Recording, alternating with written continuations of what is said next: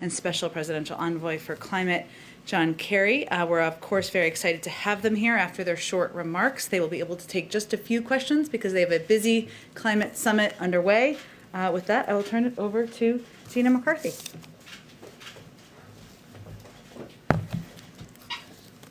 Thanks, Jen, and thanks, everybody.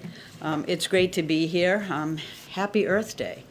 On day one, President Biden fulfilled his promise to rejoin the Paris Agreement.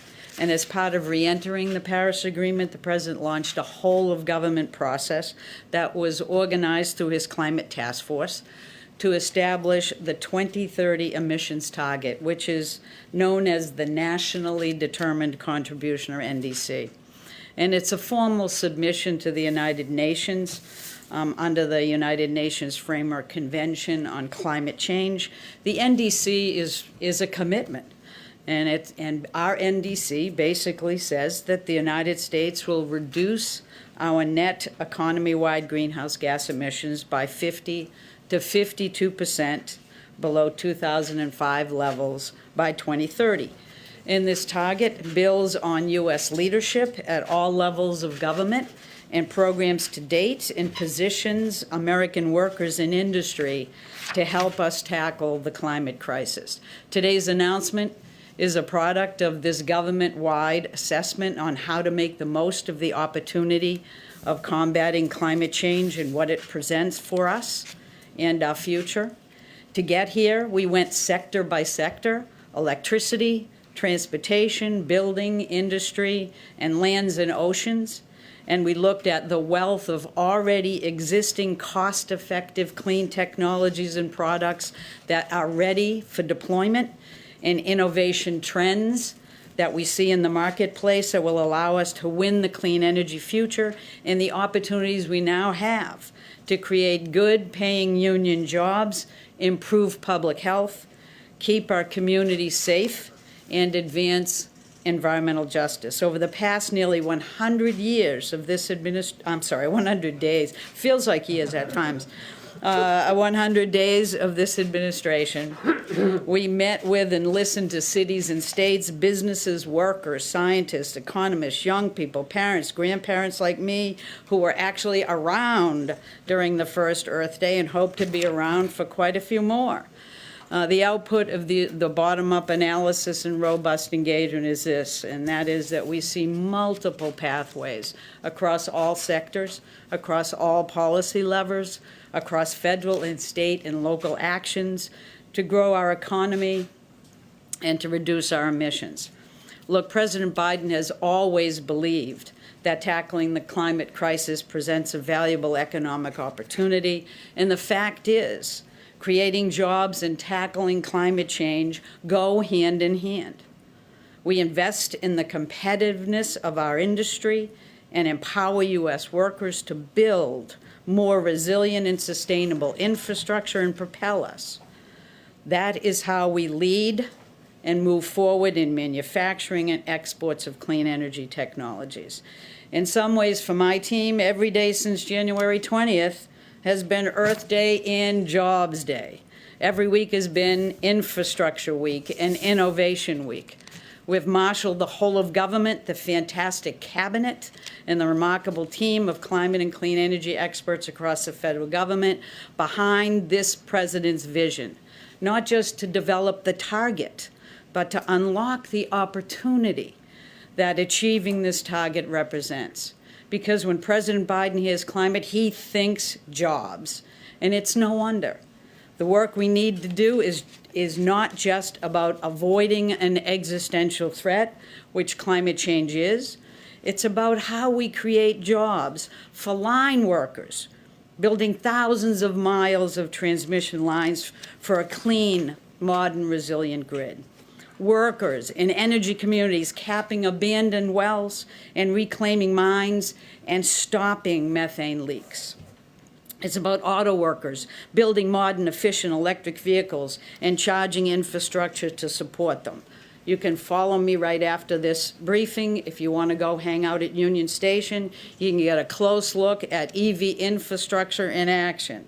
And engineers and construction workers expanding carbon capture and green hydrogen to forge cleaner steel and cement. It's about farmers using cutting-edge tools to make American soil the next frontier of carbon innovation. So let's be clear, the American Jobs Plan will help us more fully tap the economic upside here, investing in infrastructure, innovation in our workers and communities. It's something we cannot afford to pass on. Let me close by reiterating what brings me here to work every day, especially at this moment in my career. It's Joe Biden's unwavering focus on people, on the air they breathe, and on their health, on the strength of their communities and environmental justice, on the dignity that comes with good work and jobs we can create, on how we keep working together and move beyond a year we all would love to put behind us, to one of renewed hope and opportunity.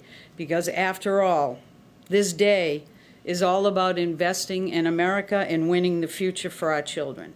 That's why we're here. Earth Day, Jobs Day, every day. Thank you, and now let me pass it on to my good friend and my fellow Bostonian, Secretary John Kerry. Thank you, Gina.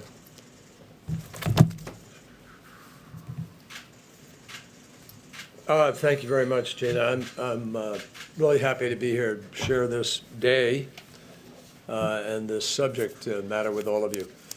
And I want to begin by just sharing with you what a spectacular job Gina and her team have done. You may remember the executive order which said the president will aim to announce the NDC at the summit. The aim was not that he had any question about wanting to do that. The aim was whether or not Gina or anybody could pull together all the parties that had to be part of preparing an NDC. A gigantic administrative organizational task, which Gina and her entire team have done really superbly. And I mean that. That's not a pro forma comment. It is hard to get all of the disparate elements of your government together, the president, by issuing his executive order, to make this the climate issue and all of government enterprise, and instructing every single cabinet officer and every single agency officer to comprehensively factor climate consequences into every decision that they were making. And they have done that. And Gina created this task force. We've never had an all-of-government task force on this subject ever before. We had it now because Gina's creation, and it's worked. And that's what brought everybody together to get this ambitious but appropriate, achievable goal in place. So I salute her and I thank her for that. It's a great service. And everywhere that I went in the world in the course of the last months, first question out of people's mouths was, what's your NDC going to be? What are you guys going to do? You've destroyed your credibility. You've left the Paris Agreement. How can we trust you? What's going to happen in the next 4 years? And to which there is a very, very powerful answer, which is no politician, I think, could change what is now happening globally in the marketplace. And that is part of the message of what's happened here today and in the last few days. You've had, yesterday we announced the Net Zero Bank Alliance. We announced the Glasgow Financial Alliance for Net Zero. And we have some 43 financial institutions across the world worth some, I forget the exact sum, 40-some trillion dollars or something in terms of assets managed. And just yesterday, a number of banks announced, 6 banks to be precise, that they are allocating or setting or making a commitment that they will invest into climate-related efforts, initiatives, investments, $4.16 trillion over the next 10 years. That's been a really missing element in all of this. So I'm really happy to be here today for a number of reasons. First of all, just parenthetically, 5 years ago today, I had my granddaughter on my knee in New York and signed the Paris Agreement. And that was a great moment for everybody in the world when everybody came together in New York excitedly to set out on this venture. Regrettably, without any facts, without any science, without any rationale that would be considered reasonable, the former president decided to pull out. He's the only president in the entire world, the only chief of state in the entire world who, without any scientific evidence, decided to pull out of the Paris Agreement.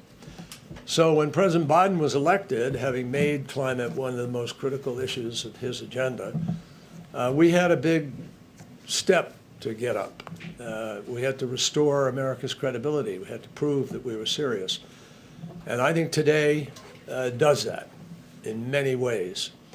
And not in a chauvinistic, in a way that's sort of inappropriate to our relationship with other countries, but in a way that reinforces the fact that this is multilateral, that we need to bring all the countries of the world to the table, and we all need to raise ambition. That's the central theme of this meeting today. We must all raise ambition. And you heard that in, I thought, profoundly meaningful, moving, understandably frustrated and angry words, tame for anger, words that came from Shea Bastida. And that's where a lot of the younger generation is today, appropriately pretty upset at the adults, the alleged adults, who are not getting their act together to make happen what needs to happen. We aren't there yet either, but today we built a huge foundational building block in the effort to get there. So the importance of today, in my judgment, is this: the world came together. President Xi, Prime Minister Modi, President Putin, presidents of small countries and big countries, President Macron, Chancellor of Germany, the EU itself, independently, people in the financial marketplace and others, all of them in agreement that this is a crisis. It is the climate crisis, and it's going to require an enormous lift to get where we need to go. So what happened today, just to underscore where we are, on January 19th, we were nowhere. We were in deficit with respect to our efforts. And because of President Biden's leadership and calling a summit and putting us on the line to do this, we now have about 55% of the global GDP committed to levels of reductions that keep faith with holding the Earth's temperature at 1.5 degrees. That is a big chunk of difference. And we've done that working with countries, sitting down with them, with Japan, with Korea, with Australia, with Indonesia, with India, with the Middle East, with 11 countries at one meeting where even oil-producing countries stepped up and made things clear. Of course, China included, as well as some Latin American countries and African countries. So I'm pleased with where we are, but I'm not sanguine. The next 6 months of diplomacy are going to be absolutely critical to the capacity to make Glasgow what it needs to be. I do believe Glasgow remains our last best hope to be able to coalesce the world in the right direction and to get the critical mass of countries, of the 20 biggest emitters who are responsible for 81% of all the emissions. All 20 of them were here today. And almost all 20 of them were pledging to do additional things. So that's our job, is to be to clarify it over the course of these next weeks and months. I just clarify very quickly, Japan said they'd cut emissions 46 to 50% by 2030. Strong efforts towards achieving a 50% reduction, up from its existing 26% reduction. Canada strengthening from a current 30% to a 40 to 45%. The Republic of Korea terminating overseas coal finance and preparing to update its NDC consistent with the 2050 net zero goal. India partnership with the United States to deploy 450 gigawatts of renewable power. Why is that important? Because if we can do that, which is where our finance component of this is so critical, if we do that, India is on track to hold the 1.5 degrees centigrade. So Argentina announced a package of important measures. UK last week just announced 78% target by 2035. And yesterday, EU announced a new law to embed the 55% reduction for 2030 and also the net zero.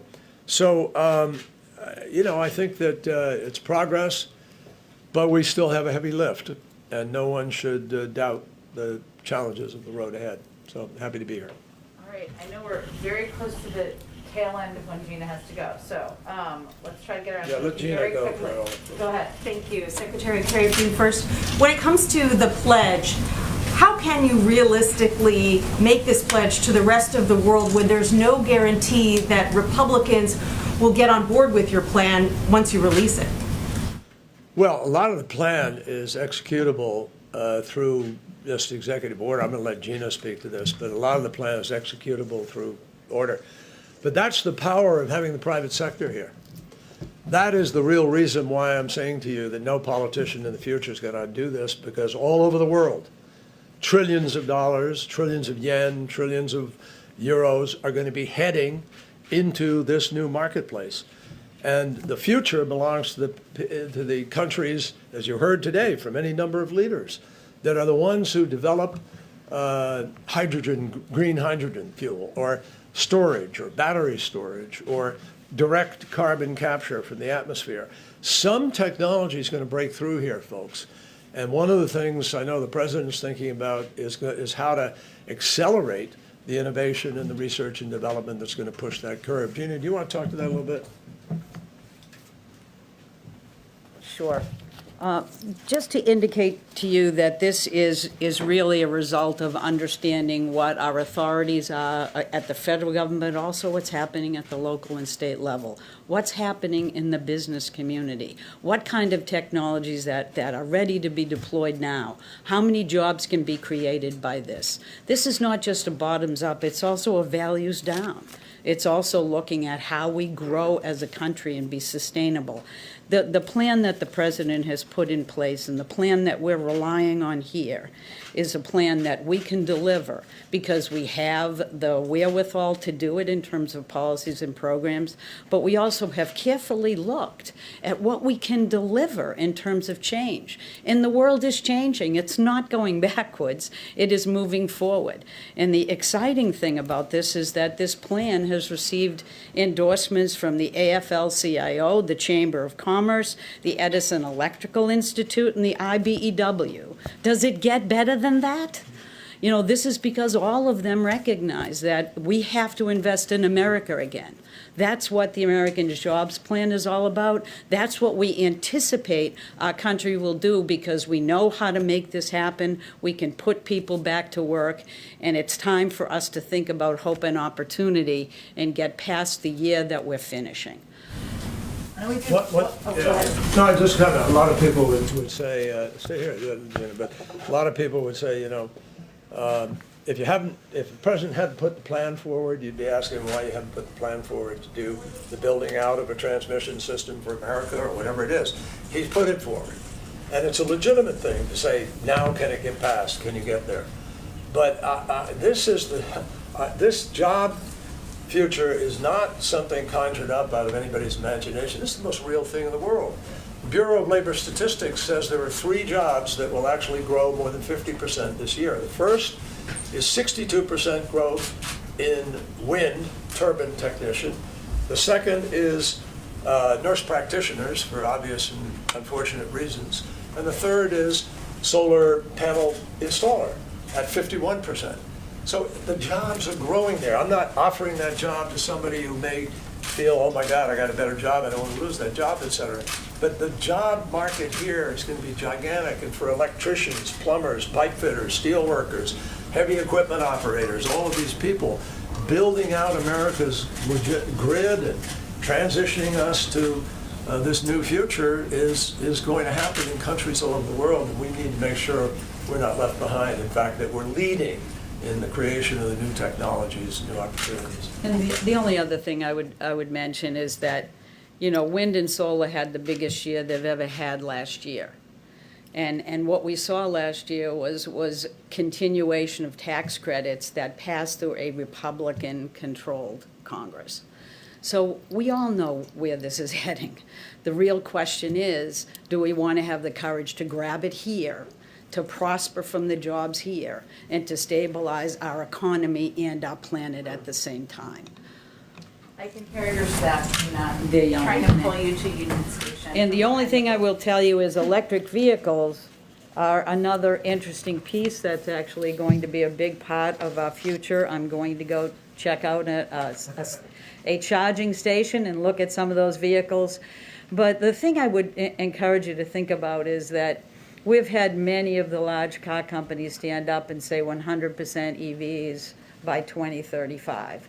We didn't say that. I didn't even say electric vehicles. It was the very first thing they said to me, is that that's the future. And that's what this is all about. What does our future look like? Who are we grabbing it for? Happy Earth Day. Thank you. Thank you. Do you have I'll a few take a couple minutes? more, yeah, I'll Okay, take all right. Okay, go ahead, Peter. Secretary Kerry, thanks so much. So pledges obviously are important and they are great, but how do we realistically get there without turning the economy on its ear? As best you can, put this in real terms for folks. Does this mean the U.S. has to reach 40% renewable power by 2030, that we have to have 25% of the cars on the roads by 2030 be electric? What does this mean to folks listening to you? What it means is that we're going to be investing. This is not this is not a throwaway. This is an investment in new ways of getting energy to people that's more efficiently delivered, that's lower cost in the long run, and that it's really going to open up a whole group of employment opportunities that we know that are beginning to be seen in America today. And it's not because the government's directing those things to happen. The marketplace is doing this. You can't build a coal-fired power plant in the United States with a bank funding it, and no individual is going to throw the money down there. Same thing in Europe today. Now starting in other countries. You just heard Korea to say, we're not going to fund any external coal. So there's a transition that the market has undertaken. Well before anybody proposed a program or anything, this is a transition that's taking place. And we've historically always gone through these periods when in America we innovate and we do the R&D and we come up with a new product of some kind or another. You know, I lived and represented for years, a privilege of representing communities like Lowell and Lawrence and Brockton and plenty of places, you know, Fall River, that have these huge mills that were, you know, teeming with people working in the early 1900s, and then that changed, and it went south in our America, in our country, and then it went abroad, because that's the transition in economies, and it happened in the Industrial Revolution, it happened in the revolution of technology in the 1990s, and it's going to happen now. We always replace it with a different kind of or some, you know, new opportunity. And I don't think it's going to mean that much dislocation, frankly. It's going to mean some greater opportunity. What specifically can you, you probably can't give specific numbers to those things on electric vehicles on the road then, but given what you witnessed with the last president, what, if President Biden is not to win again in 2024, what specifically can you do now to make sure that the next president with a stroke of the pen can't reverse progress you're trying to make right now? I'll answer that very directly, but I want to begin by pointing out to you that there's a company called Tesla, which is the highest valued automobile company in the world. Why? All it makes is one product, electric vehicles. That is what is happening. That's a signal. That's the market saying, here we are. This is going to happen. And GM has now already announced on its own that they are only going to produce electric vehicles as of 2035. And Ford Motor Company, ask the president of Ford. I heard him at an event standing up and saying, the electric car is a better car. They love it. And now if you've driven one, but they're fabulous. They're really great. And So my feeling is that that this is going to take place because the market is sending signals and the consumer is sending signals. Now, that said, how do you prevent somebody from coming along and preventing the stroke of a pen change? Here's what is going to happen, no question about it. Because the world as a whole is moving in this direction, because these companies have made this critical, long-term, strategic marketing judgment, and that is the way the market's moving, no politician, no matter how demagogic or how potent and capable they are, is going to be able to change what that market is doing, because it will have moved. It'll have 4 years of entrenchment, and those jobs will be there. And people will see that this is the product people want to buy. And they will also increasingly, I believe, more and more convinced by the heat in the summer, by the floods, by the weather, by the intensity of storms, by the rising of sea level, that we got to get moving. And I don't think anybody's going to get back from that fast, because we're way behind the 8 ball on that. And the chances of seeing more damage before we see the progress is very, very real. We do one or two more. Go ahead, Jeff. Thanks, Jen. Secretary Kerry, President Putin and Bolsonaro today both threw a little bit of shade at the United States with their comments about historical emissions. I was wondering, what's your take on their plans and your response to those criticisms, and whether or not you have an intention to travel to those countries? Well, at some point, probably travel will be warranted. We've been in conversations with both, with their teams on this subject. We're not at a place where we feel like we're prepared to, make the journey, because there's a sense that there may be something concrete that we can define. But I think there may be chances of it. I listened to President Putin today. I thought he was pretty rational and put some decent visionary thoughts on about things we might want to be looking at and cooperating together. And he talked about that possibility. So just as with China, where we found a way to try to at least create this chain, this line of communication, and where we have a long way to go, but it's a beginning, and that's the nature of diplomacy. But I think that we're in a place where we will have the ability to be able to create enough progress with other countries that those countries are going to come along too. And I sense from both of them, some of the comments that President Bolsonaro made today surprised me for their, that's pretty good. That works if you do those things. The question is, will they do them?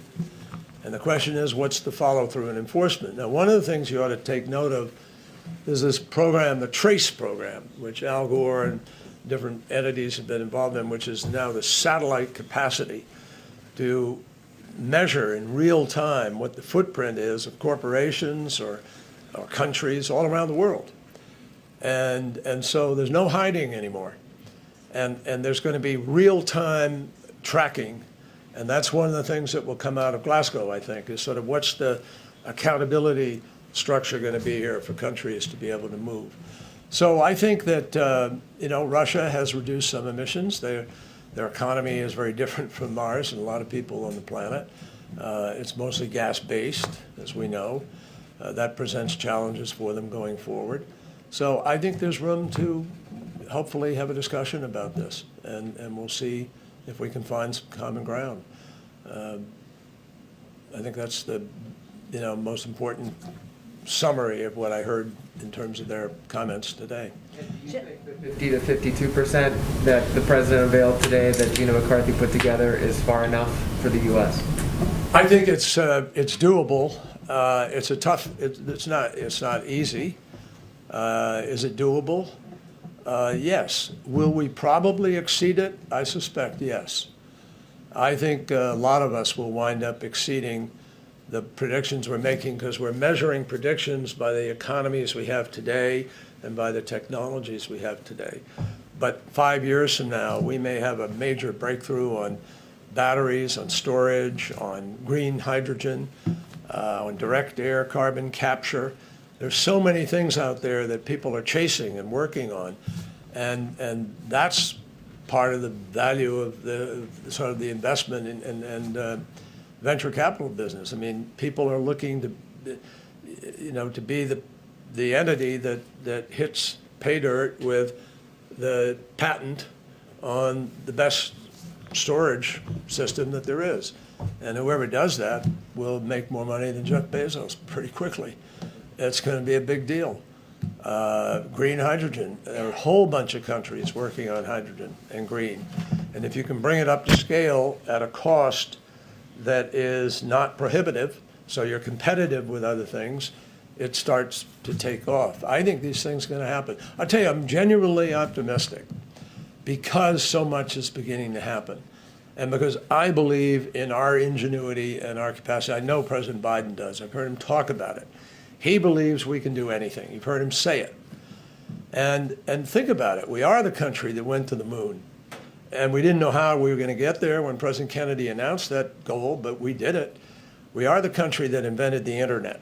Some people might regret that today, but we did that.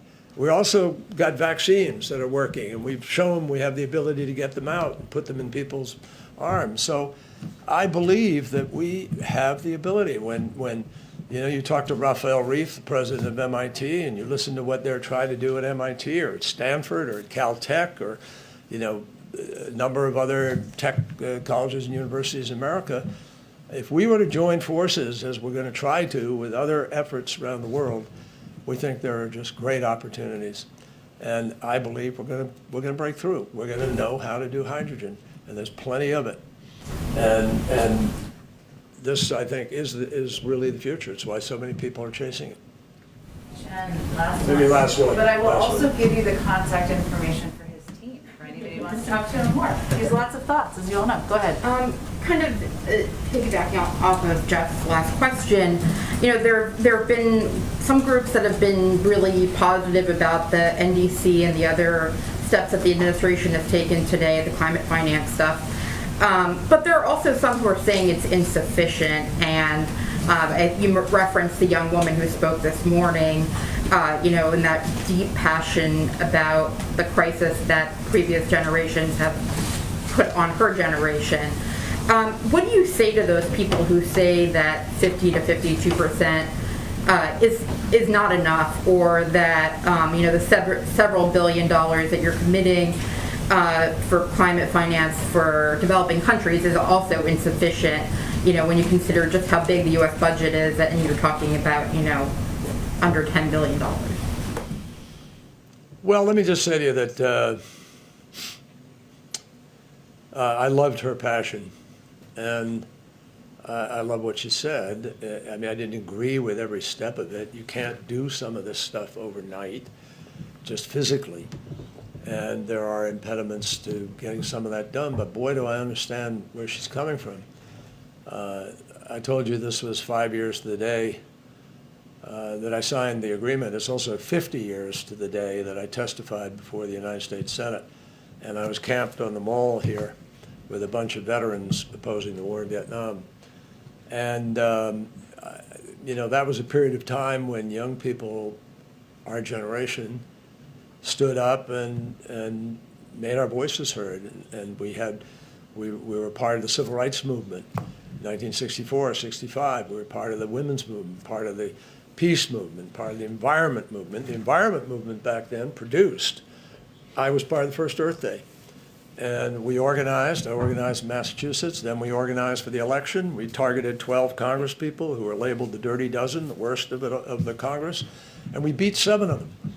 And that's when we passed the Clean Air Act, the Safe Drinking Water Act, the Marine Mammal Protection, the Coastal Zone Management, the Endangered Species, and we created the Environmental Protection Agency for our country. It all happened, folks, back then. Richard Nixon signed it into law, 1972, I think. So I believe in what the young folks are doing out there today. They're trying to get adults to be adults and do what we're supposed to do, which is take facts into consideration and respond to those facts. And as public officials, exercise the precautionary principle of governance. that when you get information that says X, Y, and Z are going to happen, and there's not a 5 or 6 or 10% chance it's going to happen, like whether you might have a car accident and you get insurance, or your home might burn and you get insurance, or you might get sick and you get health insurance. It's 100% certain that most of these things are going to happen, that the ice is melting, that the sea is rising, that it's warming, and yet we're not buying insurance. And so you're darn right they're angry, and I share that anger. It's a frustration. But how do you get from here to there to get it done? And I believe what President Biden is doing is leading to get us from here to there. What's happening here today is a huge step forward to get us from here to there. By setting these targets, by getting nations invested, by getting leaders to say publicly, we have to do this, you begin to get a foothold on holding them accountable and on moving forward and getting it done. Is it enough? No. But it's the best we can do today, and prove we can begin to move and get the technologies and find the easier path and then hopefully get the job done. And I really believe that. I think we will get the job done, as President Biden said today, because of our capacity for innovation and research and development and producing great products in the future and meeting big challenges. And we've always done that. And I think Americans are really anxious to do something like that. That's why I'm here doing this, folks, and not, in the private sector or retired or doing something. It's because I believe this moment is the moment heading to Glasgow where we need to get on track. As I said to you earlier, over 50% of global GDP agreed here today that they're going for 1.5 degrees, and what they're doing will get them on track to do it. So if we're on track to do it, that's pretty darn good, even though we know we need to move faster, and we're not, as a planet, as a group of countries, where we need to be. It's probably a good note to end on. Thank you so all. much, sir. Thanks. Thank you, Mr. Secretary. Let me get that.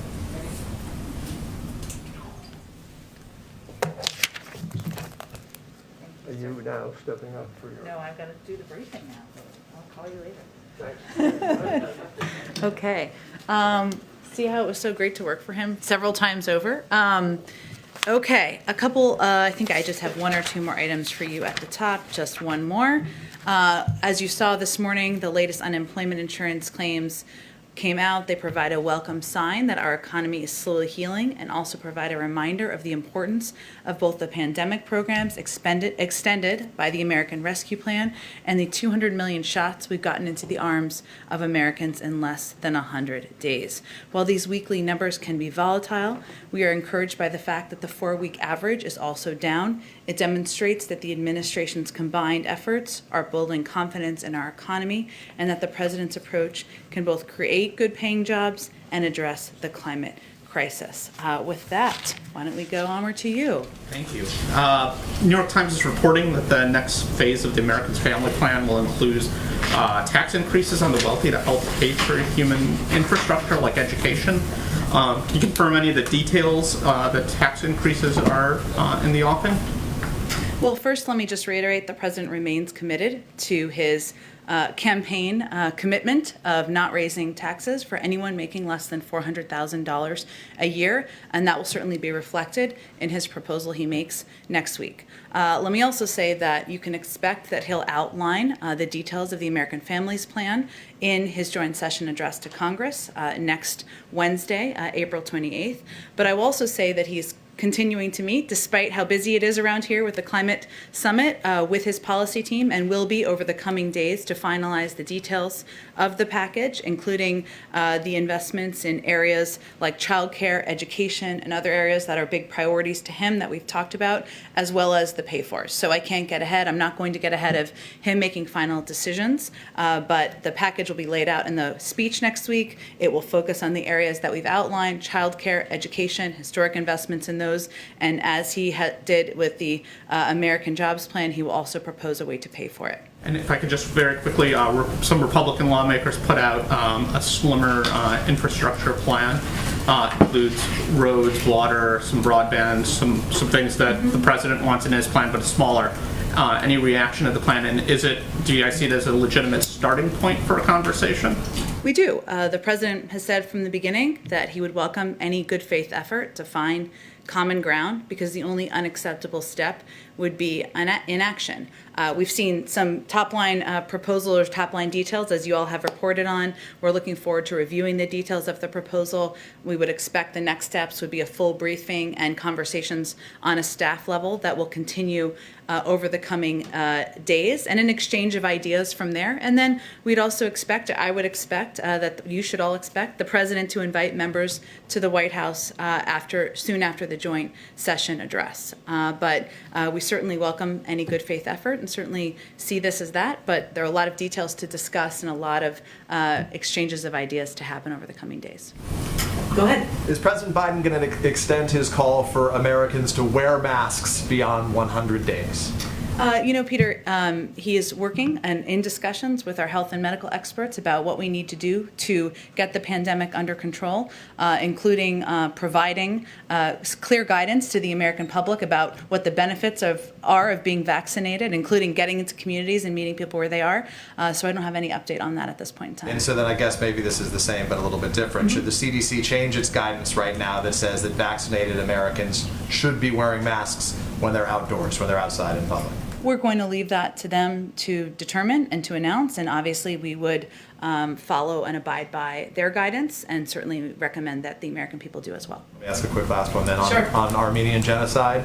Should we expect President Biden in the course of the next several days, perhaps this weekend, to make any formal announcements recognizing Armenian genocide? I certainly understand the question, and there's a great deal of interest in this particular topic, but I'm not going to get ahead of the president, and I also don't have anything else to provide from the podium today. Go ahead. Back on trying to reach this 50 to 52% reduction goal, many of the measures that you've pointed to are ones that are included in this broader infrastructure plan. If you can't get this plan passed, though, can you still reach that target? Well, our view is that there are multiple pathways for each economic sector of the economy that produces greenhouse gases, including electricity, transportation, buildings, industry, and lands, to make adjustments and changes, some through executive action, some through passing legislation, some through the steps, as Gina and our envoy alluded to private sector taking steps on their own. So, just to give you a couple of examples, we, of course, have set a goal to reach 100% carbon pollution-free electricity by 2035, which can be achieved through multiple cost-effective pathways, each resulting in meaningful emissions reductions in this decade. That's a step that is already underway. We can create good-paying jobs and cut emissions and energy costs for families by supporting efficiency upgrades. That's another area where it would have an impact. We can reduce emissions from the transportation sector by reducing tailpipe emissions and boosting the efficiency of cars and trucks, something the president has talked about that he's committed to do. And we can also invest, as you alluded to, in a wide array of transportation infrastructure. But one of the arguments that we will be making, and continue to make, I should say, around the American Jobs Plan is that these industries we are moving in the direction of these industries. These are the industries of the future. The big question is whether we are going to lead that effort or not, or is China going to lead that effort? And the meetings today and tomorrow are just a reminder that the world is moving in this direction. So we either get on board and lead, or we don't, and there may be a disagreement about that. You talked a lot, obviously, about job creation and the potential for that with this plan, but can you put this into further perspective for Americans? How does this new reduction target impact their everyday lives? What kind of changes can Americans really expect to see? Well, look, I think as we've talked about a little bit, or as I just alluded to a little bit, but let me try to get more directly at your question, there are steps that are already underway. Right? There are steps that industries are already taking, investing in the future of electric vehicles, investing in the future of electric cars.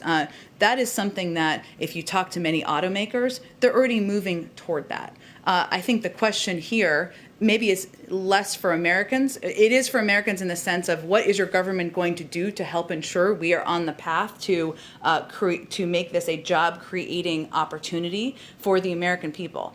How are we going to prepare and invest in industries now so that your children and your grandchildren have opportunities in these industries that are growing? But this is already where the private sector is going. This is already where the jobs are in the future. So what we're really questioning now is how we can incentivize and how we can prepare the economy and opportunities for the next generation. Go ahead. Thanks, Jen. You just mentioned, and Secretary Kerry mentioned, the fact that the market is already heading towards electric vehicles. There's no turning back from that. It's an unstoppable force. If that's the case, why should taxpayers pay for 500,000 electric vehicle charging stations? Isn't that something that will get taken care of by the market? You know, I think there's a role for government to play. Our view, the president's view, is there's a role for government to play to incentivize, to ensure that there is continued movement in this direction. But there's also a great deal, a lot of the investment that's in the American Jobs Plan is about ensuring that there are industries and jobs that are created in sectors in the future to help the next generation survive and prosper. So yes, there is a private sector partnership here. There's a role of the private sector, but our view is there's also a role of the public sector, and that this is these are industries that are also going to create jobs, and that's part of the role we can play. You know, and I know there's been criticism out there or questions about how this is going to impact job creation today, right? And job creation in our economy today, or some criticism, I should say, from some Republicans in Congress that I've read this morning, seen on on Twitter. But you know, the president is somebody who has will be the first in history to create 1 million jobs in his first 100 days in office. He's on track for that, in our view. And a lot of these critics are the same people who advocated for the policies of the last administration, in the last president who oversaw an economy that lost more jobs than any president since Herbert Hoover. It's got quite a name. So join us on the journey. We feel clean jobs can be good jobs, can create millions of jobs in the future. And that's, I think, what we're conveying to the American public. I want to go back to taxes for a moment because the Dow is down about 350 points on reports that the Biden administration is going to propose doubling, essentially, the capital gains rate for high-income Americans. Can you tell us any more about that plan? And do you have any concerns that that would discourage long-term investing? Well, we're still finalizing what the pay-fors look like. But I will say that the president's calculation is that there's a need to modernize our infrastructure. There's a need to invest in childcare. There's a need to invest in early childhood education and making our kids and the workers of the next generation more competitive. And he should propose a way to pay for it. His view is that can be on the backs of the wealthiest Americans who can afford it, and corporations and businesses who can afford it. And his view, and the view of our economic team, is that that won't have a negative impact. There are alternative views, or there are proposals that don't exist yet on how to pay for it. That will be a part of the discussion. But he stays firm to his commitment to not raise taxes on Americans making under $400,000 a year, and he'll have a range of proposals on how to pay for his plans to invest in education and childcare. Got it. And then finally, can you tell us anything about these reports that the Pentagon has been investigating suspected directed energy attacks likely by the Russians against U.S. troops? Well, I believe the head of a very high-level member of the military spoke to this and denied those accusations or allegations, and said there were he did not have any evidence of those reports, and that's in some of the stories now. So, go ahead. Thanks, Jen. There's been a lot of talk about innovation in the private sector, but going back to the public sector, today putting out the International Climate Finance Plan, kind of piggybacking off of another question, when you're giving money to developing nations, raising that amount of money, what kind of strategy does the White House have for dealing with maybe some opposition in Congress there, and also changing within the government, like the administration planning to spend less on fossil fuels, relying more on green energy? What's your strategy for reaching Republicans in Congress?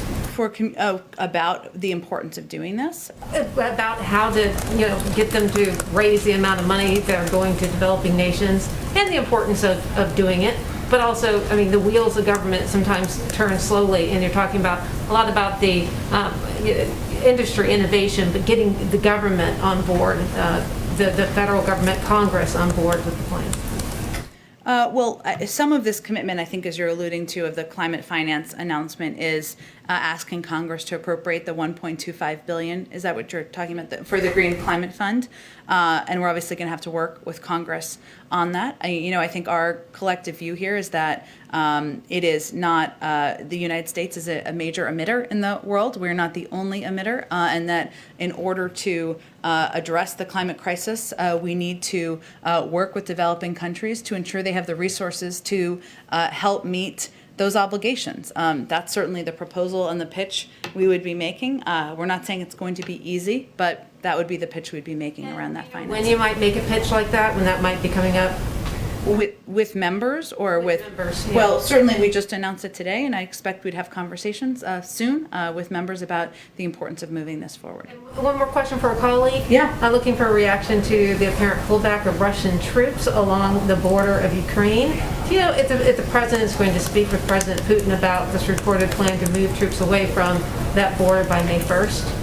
Well, the president, of course, has expressed he had a call with President Putin just last week, if I'm remembering the timing correctly, and we've expressed our concerns over the course of the last few weeks about the buildup of troops and what we had perceived as aggression on the border, and conveyed our clear push in coordination with the global community for troops to move back and to reduce that aggression. We obviously want to de-escalate tensions, not only in the relationship, but certainly at the border. I don't have any predictions of a call with President Putin to make. Obviously, he participated in the summit this morning, and they spoke just last week. Our national security advisor spoke with his counterpart earlier this week, so I would expect the conversations will happen at that level for the time being. Go ahead. I just want to circle back on Russia again. So Navalny's health is continuing to deteriorate, and I know that you had said, along with National Security Advisor, that you've made clear to Russia that there will be consequences if he dies. But I'm wondering if there's anything you could say about what the administration is willing to do now, or communicating to the Russians now, about the need to get him out before he does die. Well, to be clear, Jake Sullivan, our national security advisor, had a conversation with his counterpart just a few days ago where this was certainly part of the discussion and conveying not just the consequences, but certainly our call for and our push for him to be treated with humanity and also to be released. And that continues to be a message that we are conveying clearly. I will say that we have found in diplomacy that sometimes those conversations and the content of them and the level of them and the number of them need to happen privately, and that is a more constructive way to reach our outcome. So we are conducting our strategy through that prism. Is the administration considering any additional sanctions on perhaps the oligarchs that Navalny had listed prior to his arrest in January, saying that these are the people that have sanctioned? It would really kind of change Putin's behavior. Definitely. Well, as you know, because I know you cover this closely, we issued just earlier in March, I should say, in coordination with Europeans, a number of sanctions. We obviously reserve the right to issue additional sanctions in the future. The executive order the president signed just last week gives us authority to do that on individuals or industries. But obviously our objective here and our focus and our hope is that Mr. Navalny will be treated with humanity and kept safe, and of course ultimately be released. And my last one, is there anything you can say about additional Nord Stream 2 sanctions, or what the administration is planning on designating additional entities? I don't have anything to predict for you. We continue to believe that is a bad deal, and we continue to convey that not just directly with a range of counterparts, including the Europeans. Go ahead, Jeff. Jen, you mentioned that the president will lay out his plans for the American Jobs Plan. American Families Plan. Sorry, thank you. It's a lot to keep track of, I know. They sound similar. Next week. Can you give us a sense of what else he plans to unveil at his joint address? Well, he is currently thinking through what priorities he wants to focus on in the joint address. He certainly recognizes that this is an opportunity to speak directly to the American people, one of the highest profile opportunities that any president has in their first year in office. So a core of that will be him laying out the specifics of the American Families Plan, his commitment to child care, to education, and to delivering on those priorities and middle-class priorities, and ensuring that there's an investment in economic security from the federal government. I also expect on his mind are issues like police reform, health and his commitment to expanding access to health care. So I expect he'd talk about a range of issues. I will say, because I've been through a few journeys with these speeches before, that it is a very important speech, a very high-profile speech, but it is happening around the 100th day of his presidency, and it won't represent or touch on the totality of every issue that's a priority. So we are working through what the end content will have. Unless you want to sit through a 7-hour speech, which I don't think you do. Just one other quick Yes, go topic, ahead. Jen. The House today passed a bill to make Washington, D.C. the 51st state. It obviously faces some tough odds in the Senate. What's the White House's take on that, and to what extent is President Biden involved in that going forward? Well, President Biden strongly supports D.C. statehood, and we will our administration will work with Congress to get it passed. We put out a statement of administration policy in strong support of H.R. 51 just this morning. His view is that we are the denial of voting representation in Congress and local self-government to the 712,000 residents of our nation's capital violates two of our nation's founding principles: no taxation without representation and consent of the governed. And he will continue to advocate for this passing. I will also note an interesting detail I didn't know until this morning is that there are a number of members, of course, of the armed forces, retired military, who of course live in the District of Columbia and are denied as a result of having the lack of statehood, the rights that many others around the country have. So there are a number of issues why this is absolutely the right step, and the president will continue to advocate for it. Go ahead and back. I wanted to follow up on the questions about the climate and NDC. Sure. Secretary Kerry, you talked about how important Glasgow will be in November Yeah. when all the countries come together to meet to ratify their NDCs. And given the importance of that meeting and the importance, I think, for the United States to demonstrate its commitment to action prior to that, how essential is it that Congress passes the administration's infrastructure plans with the green energy investments in it, given that you're also up here saying the market will kind of take care of this? I certainly am not trying to apply that. The market's part of it, and the private sector is part of it. And I think that's an important component of the very good question of, how will we ensure that these changes are ingrained in the future? But there is absolutely a role for government to play, some through executive action, some through legislation. The president wants to sign the American Jobs Plan into law this summer. So that gives us ample time, ample room between that timeline and when Glasgow will happen. But we also believe that there are a number of pathways to meeting our goals and meeting our objectives. And we certainly hope to move forward on a number of them in advance of that meeting in November. So it sounds like you're saying that's not the only way that the U.S. can demonstrate its commitment to action prior to November. Correct. There are a number of pathways that include steps that can be taken within each sector or steps that can be taken by the government or local governments in partnership with a range of sectors. So we see a range of pathways to get to that, keep moving forward toward that goal. Just one other question about your response to the initial overtures from Republicans on the infrastructure package. You said you do see that as a good faith effort. It's roughly a quarter of the size, top line number that the administration is proposing. Back during the COVID relief talks, when Republicans proposed a number that was roughly a third of what the administration wanted, you dismissed them pretty quickly. What's different about this situation and this policy proposal compared to the relief package, where you seem willing to take Republicans where they are and maybe allow more time for? Well, I think, one, it's the beginning of a discussion, right? And the next steps will be conversations at the staff level, conversations between senior members of our administration, members of Congress, appropriate committee staff through the course of next week. And then, as I noted, the president will invite members down to the White House. But there are a lot of details to be discussed. The American Rescue Plan, but we do see them differently. The American Rescue Plan was an emergency package. We were trying to deal with what we saw continues to be an emergency fight against a global pandemic, a situation where more than 10 million people were out of work. Obviously, we've seen some progress, still more work to be done. And the president felt it was imperative that the size of that package, the scope of that package met the moment and that it happened quickly. We have a little bit more time here, and we are very open to hearing a range of mechanisms, a range of options for moving this package forward. There could be smaller packages that pass. There could be different mechanisms for moving things forward. And we think it can be done on a bipartisan basis. And so we're looking for the opportunity to do that. Go ahead, Jen. You mentioned this $400,000 a year level for, nobody's taxes will be raised above that. But there's been some confusion or lack of clarity around whether that's individuals or couples or families. So what is the actual 400,000 definition? Individuals. Okay. Okay. But I understand the question, and there'll be more specifics about any of these tax proposals when we lay out the plan. Thank you. Go ahead. Thank you. So it's a question related to the president's upcoming speech on Wednesday.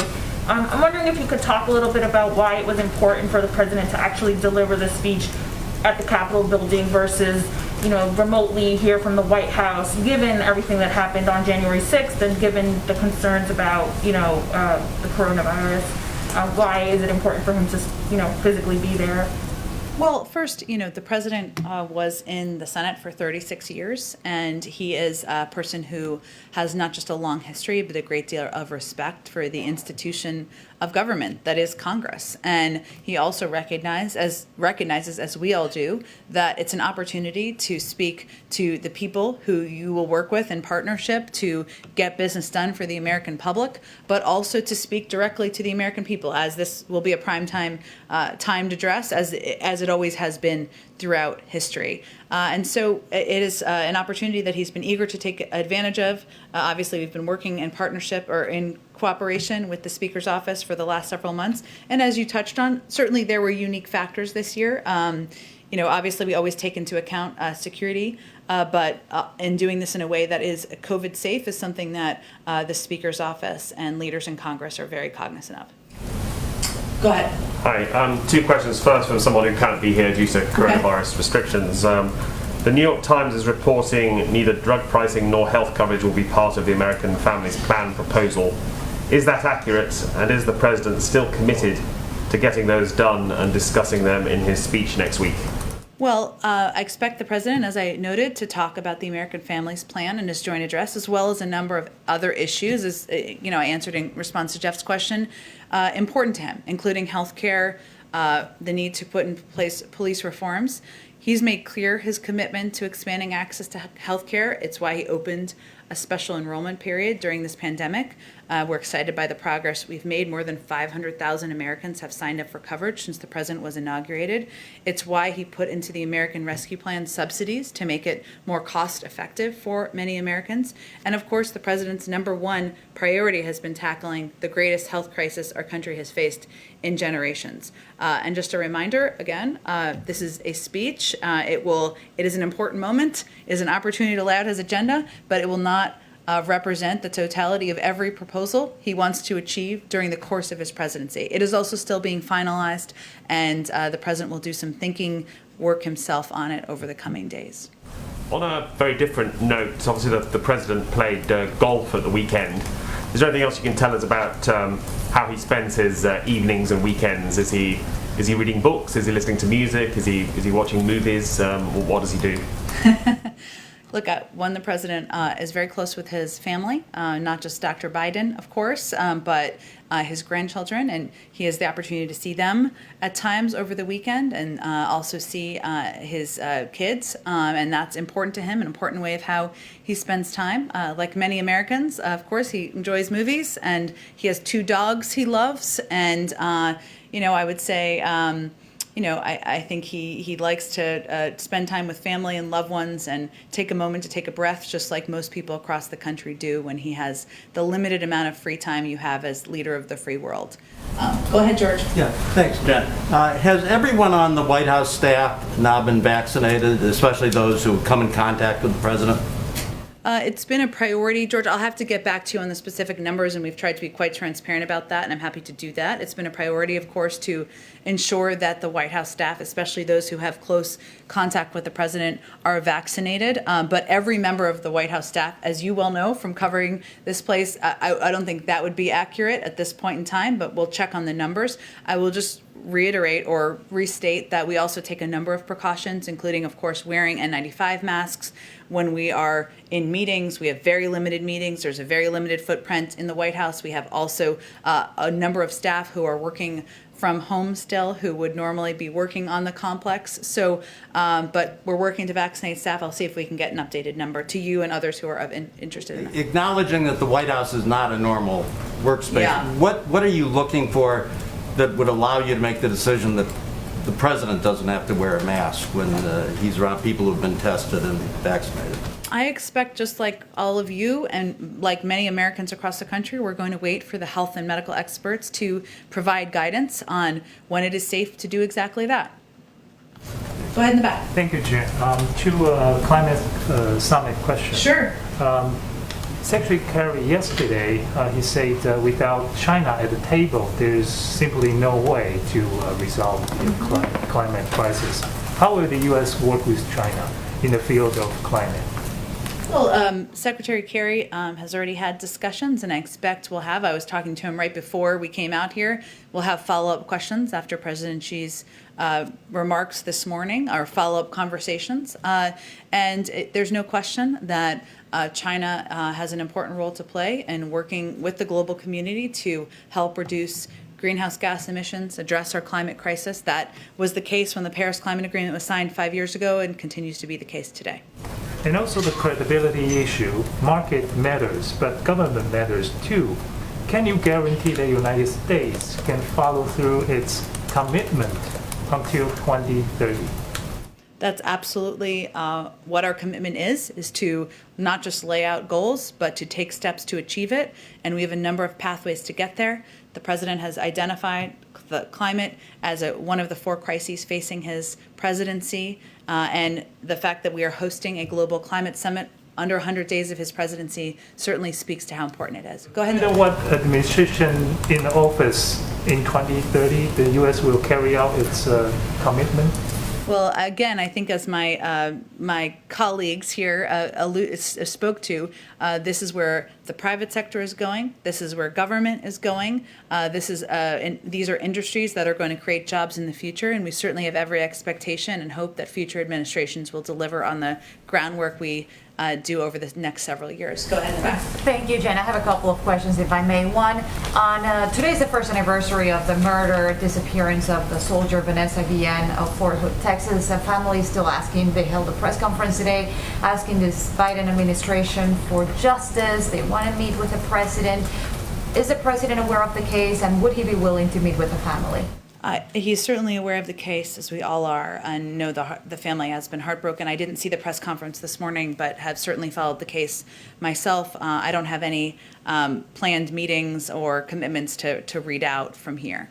And then on Tuesday, when the Hispanic Caucus was here, they said that the president committed to putting together a sort of a task force on an emergency basis to send to the border when there are surges of migrants coming in. Is this something that the president would work on right away? Could we see such a task force go to the border in the next few months? I'd have to check on what the specifics of that are. I mean, we have already sent DART teams to some of these countries in the region to help address and provide additional humanitarian assistance. I don't know if there was a reference to that. We've also worked with a number of countries in Central America to help increase personnel and resources at the border to reduce the influx or movement of migrants to our own border, but I'd have to check on what the specifics of that actually are. And the last one on the climate Sure. summit today, do you have any idea why the Mexican young lady who spoke, she's Batista, came in before she was supposed to, why she was moved up on the agenda today? I'd have to check on her schedule. I don't know why sometimes things move in the schedule. As you saw this morning, there was an enormous Herculean technological effort underway here, and sometimes there are movements in schedule because of that, but we're happy to check on that for you too. Great. Thanks, everyone. Thanks for being so patient in your seats. I should have brought snacks today, you know? I can bring snacks tomorrow. Okay. Absolutely. Okay, great. COVID safe, a little snack bag for everyone. It'll be yesterday's food. Yeah, exactly.